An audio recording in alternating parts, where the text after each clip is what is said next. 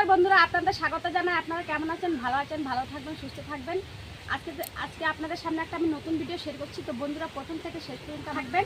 আজকে আপনাদের আমি পাউরুটি বানিয়ে দেখাবো। তো পাউরুটি বানানো এতই সহজ বন্ধুরা, আপনারা একবার বাড়িতে ট্রাই করবেন। ট্রাই করলে আপনারাও বানাতে পারবেন। বন্ধুরা আমি পাউরুটি বানানোর জন্য রান্নাঘরে চলে এসেছি।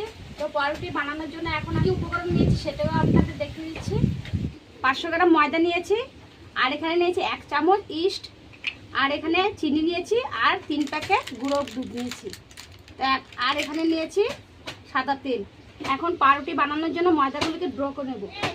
প্রথমে আমি এই গুঁড়ো দুধ 3 প্যাকেট যে গুঁড়ো দুধ নিয়েছি, এই গুঁড়ো দুধটা এই ময়দার মধ্যে আমি ঢেলে দেবো।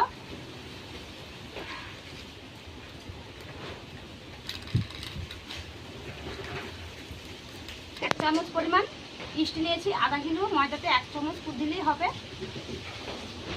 চিনি দিয়ে দেবো 3 চামচ,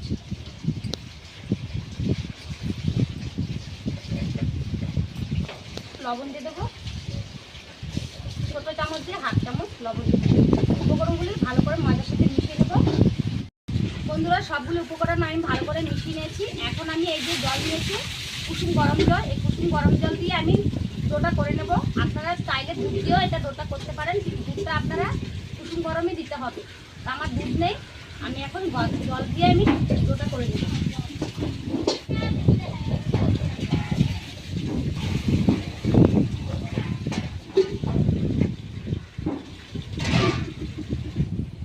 বন্ধুরা আমি এখন ডোটা করে নিয়েছি। ডোটা একটু পাতলাই করতে হবে, না শক্ত না বেশি পাতলা, মিডিয়াম সাইজ করে নিতে হবে। এই দেখুন, এখন আমি ডোটার মধ্যে 4 চামচ পরিমাণ আমি সাদা তেল দিয়ে এটা আমি ডোটা এখন করে নেব। তেলটা দিলে হাতের মধ্যে যে লেগে আছে সেটাও লাগবে না। পুরো ভালো করে ডোটার সাথে আমি ভালো করে তেলটা মিশিয়ে নেব। তেলটা দিয়ে ভালো করে আপনাদের ডোটা পুরো মথে নিতে হবে। আমি প্রথমে 2 চামচ পরিমাণ তেল দিয়েছি, আবার আমি 2 চামচ পরিমাণ তেল দিয়ে দিচ্ছি। মোট আমার 4 চামচ তেল দেওয়া হয়েছে। দেখুন বন্ধুরা ভালো করে আমি ডোটা করে নিয়েছি। এই দেখুন আপনাদের একটু দেখাচ্ছি। এই দেখুন এরকম সফট আপনাদের করতে হবে। দেখুন এখন আমি ভালো করে মথে নিয়েছি। এখন এটার মধ্যে আমি একটু উপর থেকে সাদা তেল মেখে নেব। এরকম ভাবে মথ দেন, আপনাদের হাতে একটু লেগে থাকবে না। আমি উপর দিয়ে তেলটা মেখে দিয়েছি। এখন আমি এই গামলাটা দিয়ে, ছোট গামলাটা দিয়ে আমি ঢেকে দেবো। আমি রোদের মধ্যে নিয়ে গরম অবস্থায় রোদের মধ্যে নিয়ে আমি 1 থেকে 1.5 ঘন্টা রেখে দেবো। তারপরে এটা ফুললে তারপরে আপনাদের আবার দেখাবো। এখন আমি রোদের মধ্যে 1 থেকে 1.5 ঘন্টা রেখে দেবো। 1.5 ঘন্টা পরে আমি চলে এসেছি। এই দেখুন আপনাদের প্লাস্টিকটা ঢাকতে দেখাইনি, তো আমি প্লাস্টিকটা দিয়ে ঢেকে রেখেছিলাম। তো দেখুন বন্ধুরা কত সুন্দর ফুলে উঠেছে দেখুন। এখন এটা আমি আবার ভালো করে একটু মথে নেব। এই দেখুন কত সুন্দর জালিদার হয়েছে। আর একটু তেল দিয়ে আমি মথে নেব। ভালো করে ময়দার ডোটা মথে নিয়েছি। এখন আমি এই ময়দার ডোটাকে লেচি কেটে নেব।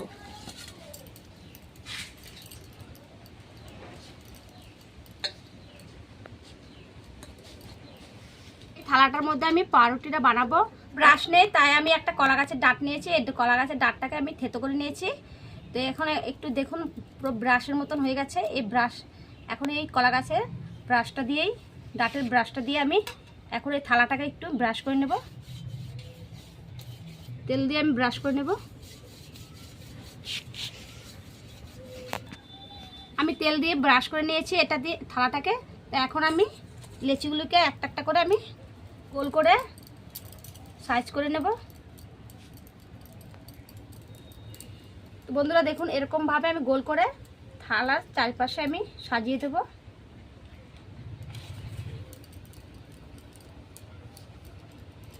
বন্ধুরা আমি উনানে আঁচ ধরিয়ে দিয়েছি। এখন উনানের মধ্যে কড়াই বসিয়েছি। এই কড়াইয়ের মধ্যে আমি বালি দিয়ে দেবো।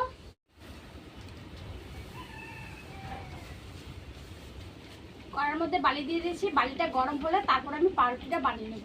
পাউরুটিটা আমি 20 মিনিটের জন্য রেখেছি। এখন দেখি পাউরুটিটা কেমন হয়েছে। দেখুন পাউরুটিটা ফুলে আবার ফুলে উঠেছে। আমি দুধ নিয়েছি, দুধের ব্রাশ করে দেবো। পাউরুটির মধ্যে দুধ দিয়ে আমি ব্রাশ করে দেবো উপর দিয়ে। দুধের ব্রাশটা করলে পাউরুটির কালারটা হবে। যাদের বাড়িতে ব্রাশ নেই এরকম করে কলার দাগ দিয়ে আপনারা ব্রাশ বানিয়ে নিতে পারেন।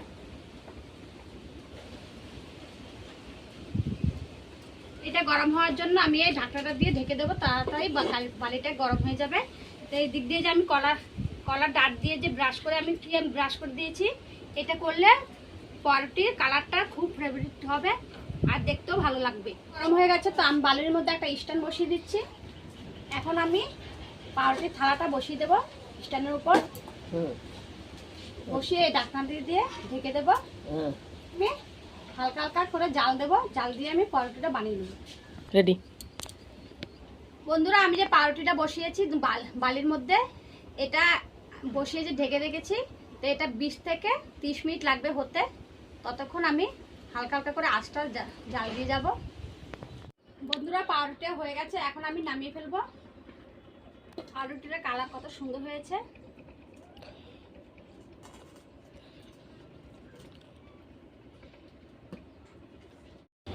বন্ধুরা দেখুন, পাউরুটিটা হয়ে গেছে, এই দেখুন সুন্দর সফট হয়েছে। দেখুন, এই দেখুন,